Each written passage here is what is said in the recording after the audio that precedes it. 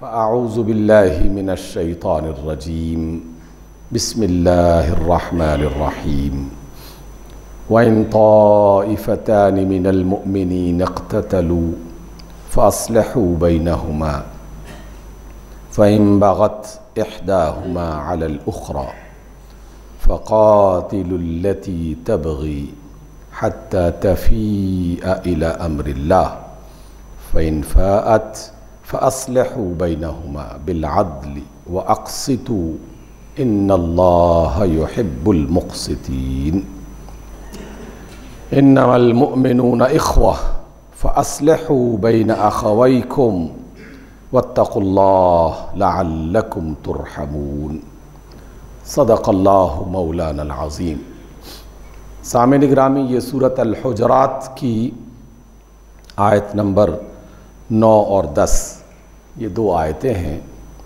बड़ी मारूफ़ और मुख्तलिफ़ मौक़ों पर इन्हें हम सुनते पढ़ते रहते हैं। सीरत तैयबा का मुताला करते हुए ये दोनों आयात एक ख़ास किस्म की रहनुमाई हमें अता करती हैं।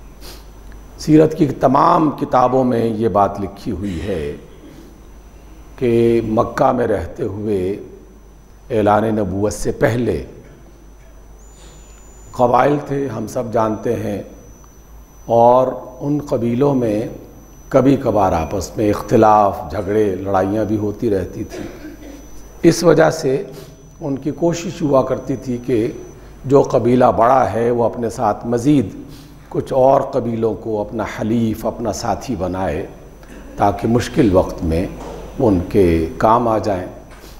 तो कुरैश के साथ कुछ कबीले हलीफ थे और उनके मुकाबले में जो दूसरे तबक़ात थे, ख़ास तौर पर जो है वो उमवी, जो बाद में उमवी के नाम से मारूफ़ हुए, लेकिन मुकाबले में भी कुछ कबाइल मौजूद थे।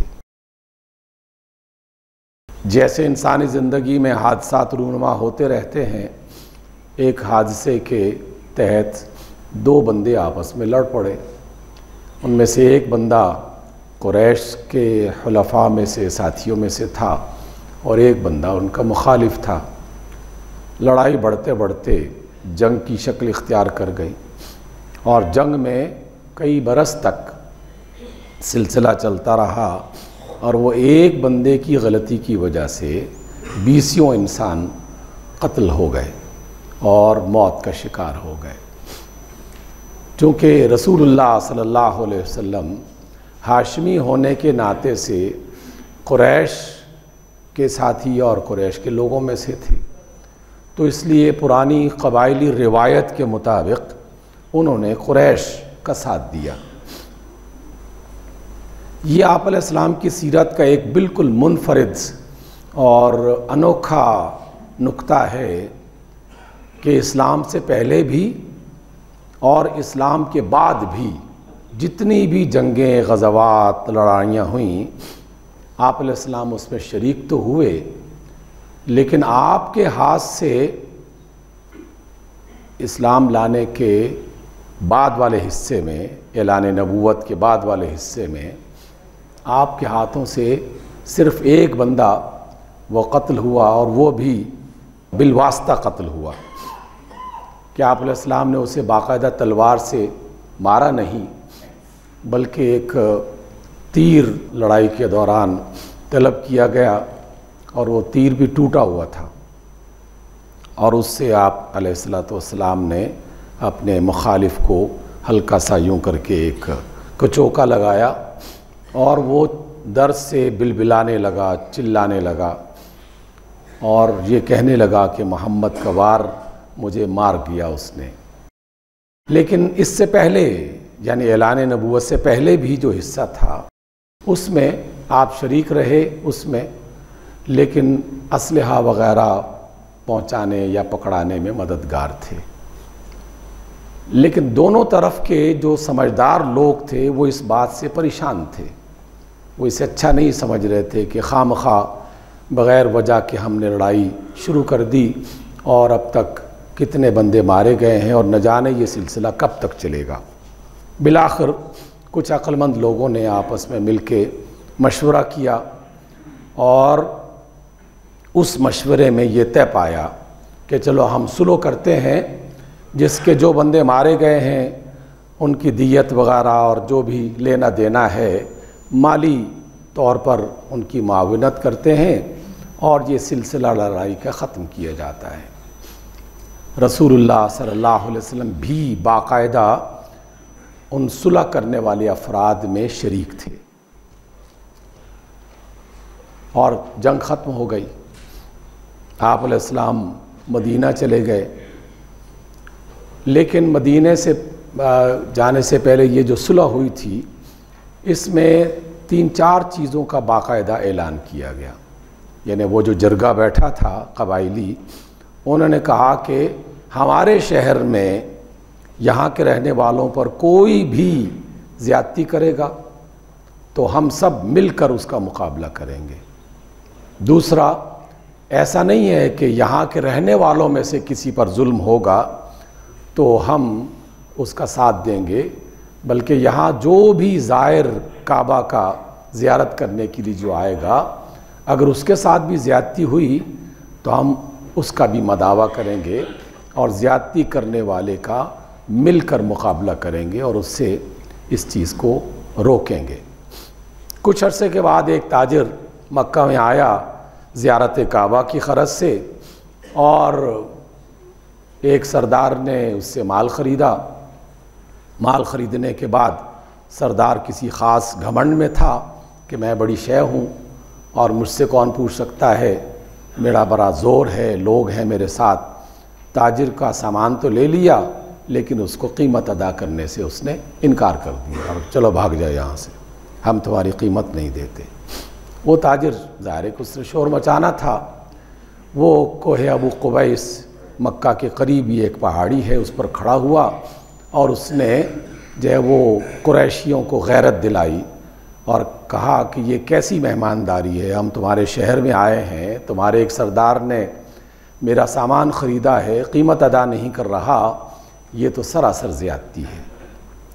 और बाकायदा उसने शेर बना के जो है वो अपना जो अपनी परेशानी है उसका इजहार उसने कर दिया। अरब लोगों में शेर की एक बड़ी कद्र व कीमत थी। अदब में शायरों को और शेर को बड़ी कद्र से देखा जाता था। अगर किसी कबीले में कोई शख्स शेर कहने लगता और पता चलता कि ये तो बड़ा अच्छा शायर है, तो बाकायदा जश्न मनाया जाता, खाने तकसीम किए जाते। उसका सबब ये था कि शायर किसी भी वाक़े, किसी भी हादसे को, किसी भी क़िस्से को वो अपने शेरों में बनाकर लोगों में आम कर देता और लोग शेर याद करके उसको जो है वो यूँ समझ ले कि उस ज़माने का सबसे ताकतवर मीडिया वो शायर और उनके शेर हुआ करते थे। अब वो शेर लोगों ने सुने, एक से दूसरे, दूसरे को तीसरे ने सुना दिए कि जनाब फ़लाँ बंदा हमारे इलाके में आया है, उसके साथ ये ज़्यादती हुई है। उस वक्त रसूलुल्लाह सल्लल्लाहु अलैहि वसल्लम के चचा, जिनका नाम था ज़ुबैर इब्न अब्दुल मुत्तलिब, उन्होंने कुछ साथियों को जमा किया और कहा कि जनाब हमने तो बाकायदा मुआहदा कर रखा है और ये हमारे इलाके में आकर जुल्म का शिकार हुआ है, हम किसी शख्स को भी अपने इलाके में जुल्म नहीं होने देंगे। और वो उस सरदार के पास गए और कहा कि इसका माल वापस करो, नहीं तो लड़ने के लिए तैयार हो जाओ। उसका माल वापस कर दिया गया। ये सुलह जिस मजलिस में हुई, आप अलैहिस्सलाम उसमें न सिर्फ शरीक थे बल्कि हमेशा उसकी तारीफ़ किया करते थे। जब आप मदीना चले गए तो आपने वहाँ भी एक मौके पर यह फरमाया कि मक्का में एक ऐसी मजलिस में हमने ये मुआहदा तय किया था और वो मुआहदा मुझे इस कदर अज़ीज़ है कि अगर उसके बदले में मुझे सुर्ख ऊँट भी दिए जाएं, और अरब माशरों में सुर्ख ऊँट एक बड़ी कदर कीमत की निगाह से देखा जाता था, तो मैं उस मुआहदे से या उस काम से पीछे नहीं हटूँगा, यानी वो काम मुझे बहुत अज़ीज़ है। ये तो सीरत का वो चैप्टर है जो आज हमने उस सिलसिले में हमने पढ़ा। उसी की मुनासिबत से सूरत अल-हुजरात की ये 2 आयतें हैं। देखिए, पहली बात अच्छी तरह जान लीजिए, इंसानी दुनिया में शैतान के मुख्तलिफ़ कामों और किरदारों में से जो सबसे बड़ा काम और सबसे बड़ा किरदार है वो है इंसानों के दरमियान में इख्तिलाफ पैदा करना। लड़ाई की कोई ना कोई चिंगारी, कोई ना कोई वजह बना देना। छोटी सी मामूली सी चिंगारी उसने जलाई और फिर अलाव जलने लगता है। और हम इंसानी तारीख़ में एक दो नहीं 20 ऐसे वाक़यात देख रहे हैं, देखते हैं, पढ़ते रहते हैं। एक बंदे का कत्ल कई 100 इंसानों के कत्ल का बाइस बन गया। और ऐसा नहीं था कि पुराना जाहिली दौर था तो ऐसा था। हमारे गुज़श्ता सदी में जो लोग जानते हैं, नहीं जानते तो पढ़ के देख सकते हैं, दुनिया की ताकतवर कौमों ने आपस में लड़ाइयाँ की, जंगें की, और जिन्हें लोग 2 आलमी जंगों के नाम से मौसूम करते हैं।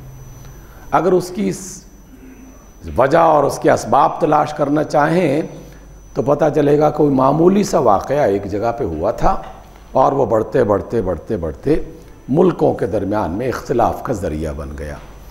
और सिर्फ़ 2 आलमी जंगों में मुख्तलिफ़ रिवायात के मुताबिक तकरीबन 10 से 12 करोड़ इंसान मारे गए। 10 से 12 करोड़ इंसान मारे गए।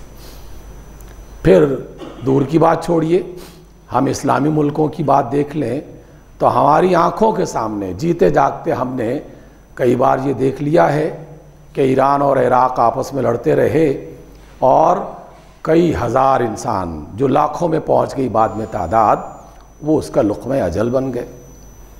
फिर उसके बाद मामूली सी बात पर जो है वो इराक़ जो है वो कुवैत पर चढ़ दौड़ा, उसमें फिर हज़ारों इंसान मारे गए। अभी हमारे होते हुए जो जंग शुरू हुई और अभी तक वो जारी है, सऊदी अरब और यमन, उनके दरमियान में हज़ारों इंसान जो है वो मारे जा चुके हैं, बस्तियां तबाह की जा चुकी हैं। और इसी तरीक़े से कई ममालिक उसमें मौजूद हैं। पहली आयत में कौमी सतह पर, मुल्की सतह पर अगर कोई ज़्यादती करे, इज्तमाई अंदाज में कोई ज़्यादती करे, उसकी तरफ इशारा है। और ख़ास तौर पर मुसलमानों को ज़्यादा समझाया गया और इसी वजह से इस आयत का आगाज़ मोमिनीन को मुखातिब करते हुए किया गया। अल्लाह फरमाते हैं व इन ताइफतानी मिनल मुमिनीन, अगर मोमिनीन में से, ईमान लाने वालों में से 2 गिरोह आपस में लड़ पड़ें फ़अस्लिहू बैनहुमा, तो ऐ ईमान वालो तुम्हारी ज़िम्मेदारी बनती है कि उनके दरमियान में सुलह करवाओ। जब पानी सर से गुज़र जाए, हज़ारों इंसान मर जाएं, 20 घर उजड़ जाएं और जो इंसान के नुकसानात होते हैं उसका कोई मदावा नहीं हो सकता। जो वो घर में एक बच्चा वफ़ात पा जाए तो उसके माँ बाप जब तक जीते रहते हैं उस बच्चे का ज़िक्र करते रहते हैं कि फ़लाँ बच्चा था हमारा, ये हादसा हुआ, ये वाक़या रूनुमा हुआ, उसका इंतकाल हो गया। और जिसके पूरे के पूरे घर तबाह हो जाएं तो उनकी ये गमदारी जो है वो कैसे ख़त्म हो सकती है। इसलिए अल्लाह ने फरमाया कि लोगों फ़ौरन उस चिंगारी को बुझाओ, उस आग को बुझाने की कोशिश करो और उनके दरमियान में सुलह करने की कोशिश करो। आपने ये तो सुन ही रखा होगा कि घर के अंदर से भी शैतान यही कार्रवाइयाँ करता रहता है और उसकी बड़ी कोशिशों में से और उसके बड़े मैदानों और मार्कों में से एक मार्का ये होता है कि घर में जो 2 अफराद मिलकर एक घर की बुनियाद रख रहे होते हैं, मियाँ और बीवी, उनके दरमियान किसी न किसी वजह से इख्तिलाफ पैदा कर दें। मामूली सी बात जो है वो सबब बनती है और वो बढ़ते बढ़ते आपस में एक दूसरे की अलहदगी का ज़रिया बन जाती है। और अहादीस में बाकायदा इसका ज़िक्र मिलता है। रसूलुल्लाह सल्लल्लाहु अलैहि वसल्लम चूँकि वो देखते थे जो हम नहीं देख सकते, वो जिन्नात को, शयातीन को अपनी खुली आँखों से बाकायदा देख सकते थे और कई मौक़ों पर अल्लाह ताला ने उन्हें ये मंज़र दिखाया और बहुत सारी बातें अल्लाह की तरफ से वही करके उन्हें बताई गई। आप अलैहिस्सलाम का फरमान है कि जब शैतान का कोई चेला मियाँ बीवी के दरमियान में झगड़ा डलवा के उनकी अलहदगी का सबब बन जाए तो वो शैतान अपने लीडर के दरबार में जाता है और अपनी कारगुजारी उसे सुनाता है। तो उनका जो सरदार है ना, उस चेले को अपने तख्त पर बिठाता है और शाबाश देता है, कहते हैं कि तुमने जो काम किया ना, ये सबसे बड़ा काम है, मैं सबसे ज़्यादा खुश इस काम से हुआ हूँ।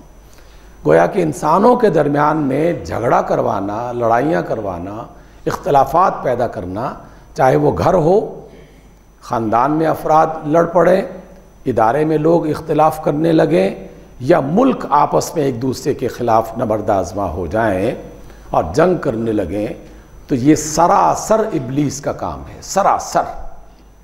और अगर अहले ईमान आपस में लड़ पड़े तो उन्हें तो डूब मरना चाहिए कि वो अल्लाह को मानते हैं, अल्लाह के रसूल को मानते हैं, जन्नत दोज़ख पर ईमान रखते हैं, हिसाब किताब का यकीन रखते हैं, फिर भी आपस में लड़ पड़े, तो ये बात अल्लाह ताला को इंतहाई नापसंद है और ख़ुद इंसानों के लिए, इंसानी बस्तियों के लिए इंतहाई नुकसानदेह है, इंतहाई। तो अल्लाह ताला ने फरमाया कि फ़ैन बग़त इहदाहुमा अलल उख़रा, अगर एक गिरोह दूसरे गिरोह पर ज़्यादती करने लगे, फ़क़ातिलुल्लती तबग़ी, तो वो जो ज़्यादती करने वाला है उसके सामने खड़े हो जाओ और उसका मुकाबला करो, हत्ता तफ़ीअ इला अम्रिल्लाह, यहाँ तक कि वो अल्लाह की बात की तरफ, यानी सुलह करने की तरफ वापस पलट आए। अल्लाह की बात यह है कि सुलह करो, आपस के इख्तलाफात को ख़त्म करो, चाहे कितनी बड़ी मुखालिफत क्यों ना हो, ख़त्म किया जा सकता है। और दुनिया में हमेशा ऐसा ही होता है, महज गलबा जो है वो किसी कौम पर फतह पाने की सूरत में इंसान आपस में नहीं मिलते, बिलाखिर सुलह सफ़ाई की कोई ना कोई शक्ल इख्तियार करना पड़ती है। फ़इन फ़ात फ़अस्लिहू बैनहुमा, और अगर वो अल्लाह के हुक्म की तरफ वापस पलट आए, यानी इस बात का इरादा कर ले कि हाँ हम आपस में सुलह करते हैं, फिर अल्लाह ताला ने बाकायदा उसूल बताया कि अब एक बंदा ज़्यादती करने वाला था, एक गिरोह ज़्यादती करने वाला था, दूसरा मज़लूम था, अब किसी वजह से वो दबाव में आकर बात समझ के कहते हैं कि चलो हम सुलह कर लेते हैं, फिर क्या करो? अल्लाह फरमाते हैं फ़अस्लिहू बैनहुमा बिल अद्ल, फिर अदल के साथ उनके दरमियान में जो है वो सुलह करवाओ। व अक़सितू, जान लो कि इंसाफ करना, यानी बाकायदा जिसने कत्ल किया है फिर उसे दिया देना पड़ेगी या उसका बदला लेने पड़ेगा, जिसने माल हड़प किया है, कब्ज़ा किया है, उसे वापस देना पड़ेगा, वगैरह वगैरह। यानी जो भी मामला तय किया जाए वो अदल और इंसाफ की बुनियाद पर किया जाए। इन्नल्लाह युहिब्बुल मुक़सितीन, अल्लाह ताला इंसाफ करने वालों को पसंद करता है। फिर अल्लाह ने फरमाया, ए लोगो इन्नमल मुअमिनून इख्वा, कुरान मजीद के बड़े दुरूस में से, बड़ी नसीहतों में से सबसे अहम तरीन एक नसीहत ये वाली है, ए ईमान वालो, जब तुमने कलमा पढ़ लिया तो कलमे की बुनियाद पर आपस में तुम एक रिश्ते में परो दिए गए हो। कलिमा लफ्ज़ होता है ना, कलिमा लफ्ज़ होता है, अल्फाज का एक मजमुआ है कि हम एक अल्लाह को मानते हैं और मोहम्मद सल्लल्लाहु अलैहि वसल्लम को अल्लाह का रसूल मानते हैं, ये कलिमा है। इस कलिमे की बुनियाद पर अब तुम आपस में काले गोरे नहीं हो, सिंधी पंजाबी पश्तून और जो है वो बलोच नहीं हो, अरबी और अजमी नहीं हो, बड़े और छोटे नहीं हो, तुम सब आपस में भाई भाई हो। कुरान का ये लफ्ज़ है। और अगर हम वाकई अल्लाह को अल्लाह मानते हैं, इस किताब को अल्लाह की किताब मानते हैं, तो इस जुमले को ज़रूर समझना चाहिए। इन्नमल मुअमिनून इख्वा, मोमिन आपस में भाई भाई हैं। फ़ास्लिहू बैना अख़वैकुम, और अगर कोई नादानी की वजह से भाई आपस में लड़ पड़े तो उनके दरमियान में सुलह करवाओ।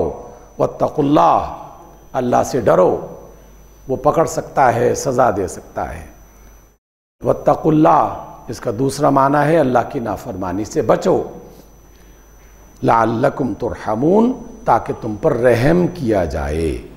सामईन गिरामी, ये सारी सीरत का चैप्टर, कुरान मजीद की ये दोनों आयतें और हमारी इंसानी तारीख़ के कुछ वाक़यात जो मैंने आपकी खिदमत में पेश किए, इनकी रोशनी में अब दो बातें अर्ज़ करना चाहता हूँ इंतहाई इख्तिसार के साथ। अपने मुल्क, अपनी कौम, यहाँ की मुस्लिम उम्मत यहाँ के रहने वाले वासी उनके हवाले से।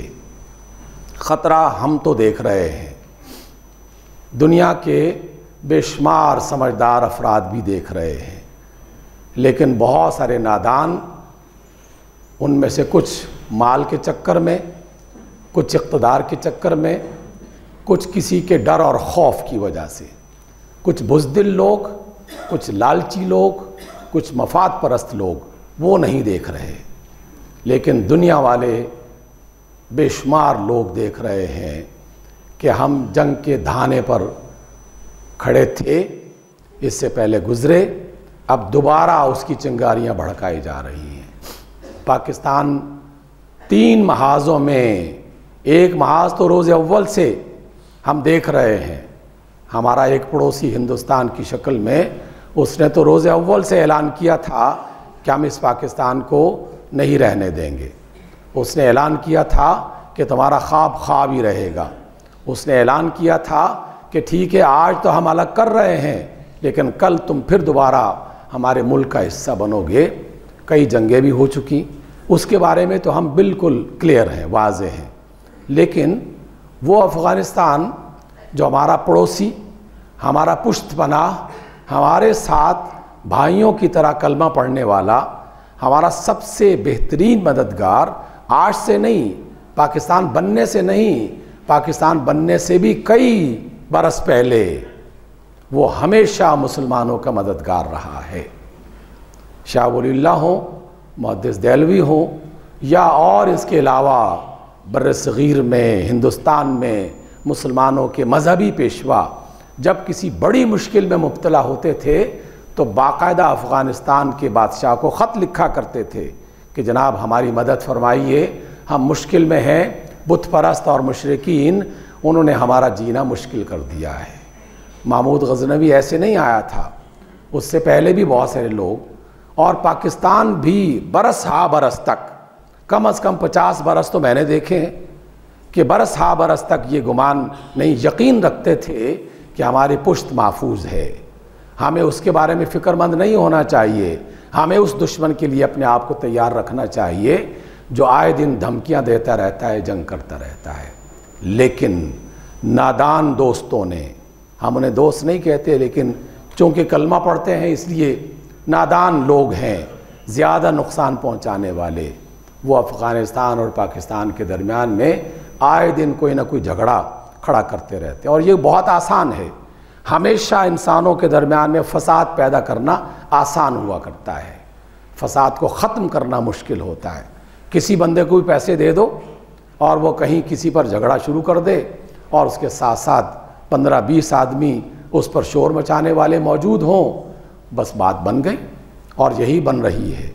चंद अफराद नादानी की वजह से या किसी के दिए हुए मफाद की वजह से, या बाकायदा ऐसे लोग भी देख चुके हैं, अखबारात में ख़बरें आ चुकी हैं, तस्वीरें आ चुकी हैं कि वो सिरे से मुसलमान थे ही नहीं, हिंदू थे, गैर मुस्लिम थे, मुसलमानों का लिबास पहनकर मस्जिदों में इमाम तक बनते रहे, साल तक नमाज़ें पढ़ाते रहे। बाद में पता चला कि ये तो मुसलमान ही नहीं था। कुछ ऐसे लोग भी ये कोई ना कोई ऐसी गलती करते हैं और फिर सोचे समझे मंसूबे के मुताबिक मीडिया वाले शोर मचाना शुरू कर देते हैं। चंद नादान और बेवकूफ़ लोग मुसलसल ये कहना शुरू कर देते हैं कि बड़े ये अफ़गानी ऐसे होते हैं, ये अफ़गानी ऐसे होते हैं, ये अफ़गानी ऐसे होते हैं। बिल्कुल वही तारीख़ जो आज से कई बरस पहले जो की गई थी उसी को दोहराया जा रहा है। बंगाली ऐसे होते हैं, बंगाली ऐसे होते हैं, बंगाली ऐसे होते हैं। फिर सिंध में पंजाबी ऐसे होते हैं, पंजाबी ऐसे होते हैं। फिर बलूचिस्तान में पंजाब ऐसा होता है, पंजाब ऐसा होता है। एक ही तरीक़ा बार बार आजमाया जा चुका, लेकिन इस जंग के लिए बाकायदा महाज खोलने के इरादे हैं और उनका इरादा है कि पाकिस्तान अपने भाइयों से लड़ जाए। मैं पूरे यकीन के साथ और आप लोगों को कुरान मजीद की रोशनी में, रसूलुल्लाह सल्लल्लाहु अलैहि वसल्लम की अहादीस की रोशनी में ये बात समझाने की कोशिश कर रहा हूँ कि इस तरह के प्रोपेगेंडे पर कभी ध्यान न दिया जाए। हत्तल इम्कान कोशिश की जाए कि मुसलमान चाहे कितना ही बुरा क्यों ना हो, बहरहाल वो मुसलमान है, वो किसी वक्त भी अल्लाह रसूल का हवाला समझ सकता है। और जान लीजिए अल्लाह को धोखा नहीं दिया जा सकता। इंसानों को धोखा दिया जा सकता है, लेकिन वो भी कुछ अरसे के बाद बिल्कुल निखर के सामने आ जाता है। तो दुनिया और आखिरत में अपने आप को मुसीबतों से बचाने के लिए अफ़गानिस्तान के बारे में ये जो प्रोपेगेंडा किया जा रहा है, इसको मिटाने की कोशिश कीजिए। ज़्यादती हो या ना हो, दोनों तरफ से बेवकूफ़ियाँ नादानियाँ हो रही हैं, लेकिन नादानियों का इलाज नादानियों से नहीं किया जा सकता। एक हिमाकत का इलाज दूसरी हिमाकत के साथ नहीं किया जा सकता। और दूसरा बहुत बड़ा फितना जिसको खड़ा करने की कोशिश की जा रही है, और वो है बलूचिस्तान और बलूचिस्तान के साथ मिला हुआ सिंध। इन इलाक़ों में भी इस तरह की गलतियाँ और गलतफहमियाँ पैदा की जा रही हैं, और वो भी अपना नुकसान कर रहे हैं और हम भी अपना नुकसान कर रहे हैं, जबकि वो हमारे घर का फ़र्द है। और हम तारीख़ पढ़ना चाहें तो पढ़ सकते हैं। पाकिस्तान जब बना था तो सबसे पहले हिमायत सिंध की असम्बली ने की थी। पाकिस्तान जब बना था तो बलूचिस्तान के तमाम सरदारों ने एक आध के अलावा पाकिस्तान की हिमायत की थी। पाकिस्तान जब बना था तो सरहद में जो पख्तूनख्वा है उसमें बाकायदा सूबाई असम्बली के इजलास में अक्सरियत नहीं, पूरे के पूरे तमाम लोगों ने पाकिस्तान के साथ रहने का इरादा किया था। हमारे साथी थे, लेकिन शयातीन दिलों में नफ़रतें किसी न किसी वजह से पैदा करते रहते हैं और नुकसान अपना ही करते हैं हम। इसलिए सामईन गिरामी, इन दोनों आयात को पेश नज़र रखिए। जहाँ भी कोई शख्स सुन्नी और शिया के दरमियान में इख्तिलाफ़ की बात करे, बलोची, सिंधी, पंजाबी, पख्तून के दरमियान में इख्तिलाफ़ की बात करे, मशरिक़ और मग़रिब के दरमियान में इख्तिलाफ़ की बात करे, तो समझ लीजिए कि वो शैतान का नुमाइंदा है और वो उसका काम कर रहा है।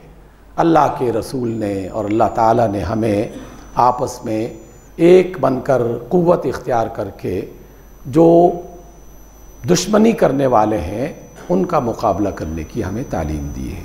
अगर हम वाकई मुखलिस हैं, अपने आप के मुल्क को बचाना चाहते हैं, अपने आप को नुकसान से बचाना चाहते हैं, तो इस तरह की हर मजलिस में जहाँ कोई बात हो तो अल्लाह की बात सुनाइए, अल्लाह के रसूल की बात सुनाइए। दोस्तों के इख्तिलाफ़ात को कम करने की कोशिश कीजिए, उस पर जो है वो तेल छिड़कने की कोशिश ना कीजिए। अल्लाह ताला हमें हिदायत अता फ़रमाए। अक़ूलु क़ौली हाज़ा वस्तग़फ़िरुल्लाह ली व लकुम।